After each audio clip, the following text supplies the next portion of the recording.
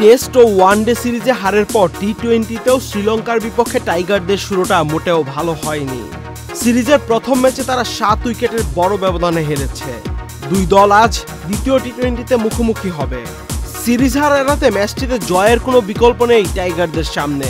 সাম্প্রতিক সময়ে ব্যাট হাতে ব্যর্থ লিটন দাস প্রথম টি-20তেও হতাশা উপহার দিয়েছেন, অথচ তার কাঁধেই যে টি-20র অধিনায়কত্ব।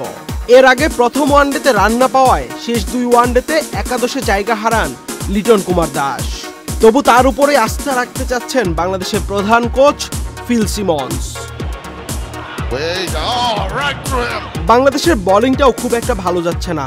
প্রথম টি-20তে পাওয়ার প্লে 6 ওভারে বলাররা রান দিয়েছে 83, উইকেট নিয়েছে মাত্র 1টি। বান্ডেল থাকলে প্রতি সেনমানিতে টাকা বাঁচবে। বিকাশ সেনমানি বান্ডেল কিনে জিতুন প্রতি লেনদেনে। বাংলাদেশের বোলারদের মনে ত্রাসের সঞ্চার করেছেন লঙ্কান 2 ওপেনার কুশাল মেন্ডিস ও পাথুম নিসাঙ্কা।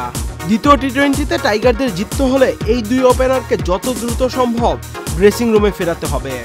লঙ্কানদের বিপক্ষে টি-20 ফরম্যাটে এই সিরিজের আগে অবশ্য পরিসংখ্যানটা বাংলাদেশের পক্ষেই ছিল।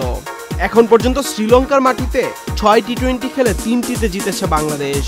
বিপরীতে লঙ্কানদের জয়ও সমান সংখ্যক। টি-20তে 2 দল মুখোমুখি লড়েছে 18 বার। এর মধ্যে বাংলাদেশের জয় 6টি, লঙ্কানদের জয় 12 ম্যাচে। আজ সন্ধ্যা 7:30টায় ডাম্বুলায় দ্বিতীয় টি-20 ম্যাচ শুরু হবে।